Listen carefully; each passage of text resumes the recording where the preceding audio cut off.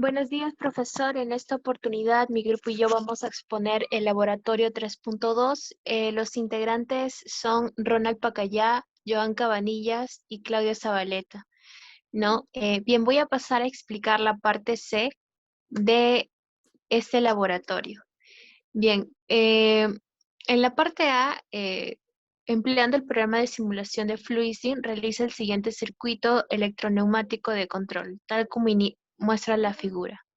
Sí, en la parte B, en la que mencionan investigar el funcionamiento del circuito de autorretención, sabiendo que S1 es un interruptor normalmente abierto y S2 es un interruptor normalmente cerrado, indica de que el funcionamiento al pulsar S1 es el circuito se energiza totalmente activando la válvula solenoide Y1, lo cual hará que la válvula 5 medios cambie de posición, alimentando el aire de la cámara posterior del cilindro de doble efecto, haciendo que el vástago recorra hasta su máxima apertura y al dejar de pulsar S1, el cilindro de doble efecto queda en dicha posición como se muestra en la figura.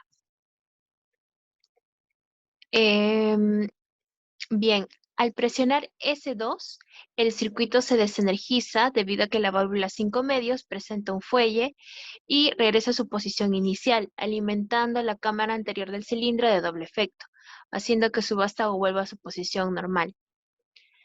Bien, en la parte C indica, de acuerdo al circuito de la figura 3, qué cambios habrá que hacer para que opere un circuito de autorretención. Y estos son dos cambios, cambiar el pulsador S1 por un pulsador abierto sin enclavamiento y cambiar el pulsador S2 por un pulsador abierto sin enclavamiento. En la parte D indican, de acuerdo con el circuito de la figura 3, qué cambios habrá que hacer para que el regreso del cilindro se realice de forma automática a los 5 segundos de encontrarse totalmente extendido.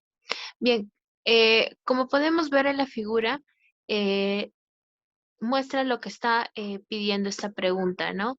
En la parte E, ¿qué aplicación industrial podría dársele al circuito? Agregar la figura o imagen de la máquina o el proceso correspondiente.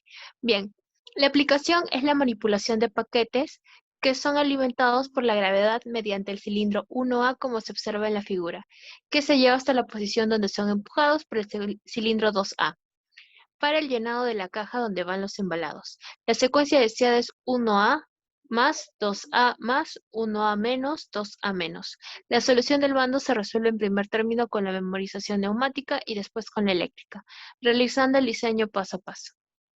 La memorización neumática requiere válvulas bien estables o de doble bobina, mientras que la eléctrica utiliza válvulas monestables o de bobina única. Y en este caso, como muestra la figura que tenemos de referencia en la PPT. Bien, en la parte D, mi compañera le va a explicar acerca del diseño de circuito para electroneumático y lo que corresponda. Buenos días, profesor. Con respecto a la parte D, se diseñó el circuito electroneumático. Con la parte A, el circuito de control de mando electroneumático para el avance de un cilindro A de doble efecto se realiza cuando se oprime un pulsador B1 o un pulsor B2. Ambos pulsadores son de naturaleza eléctrica.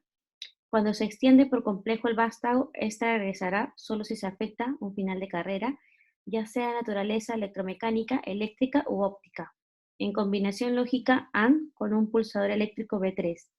El cilindro deberá ser controlado por una válvula electroneumática viable, deberá cuidarse el uso y aplicación correcta de las relés, como se muestra en la figura en la simulación de FluidSim.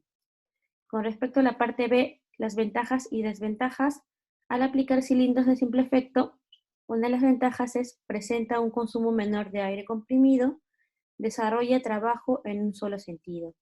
Una de las desventajas es la adecuación del resorte tiene como consecuencia una longitud global más larga y una longitud de carrera limitada.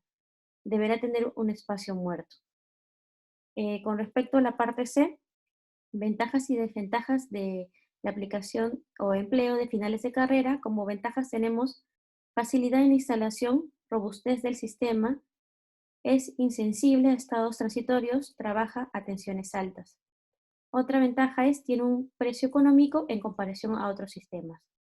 Una de las ventajas es velocidad de detención y la posibilidad de rebotes en el contacto, Depende de la fuerza de actuación, ya que si no llega hasta el final puede hacer un falso contacto y quemarse. Ventajas y desventajas del empleo de los sensores magnéticos.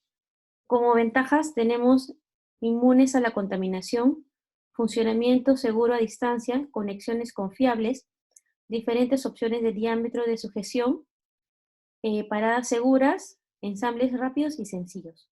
Como desventajas tenemos grandes valores de corriente, pueden fundir los contactos y el campo magnético puede que se genere una desmagnetización a los contactos.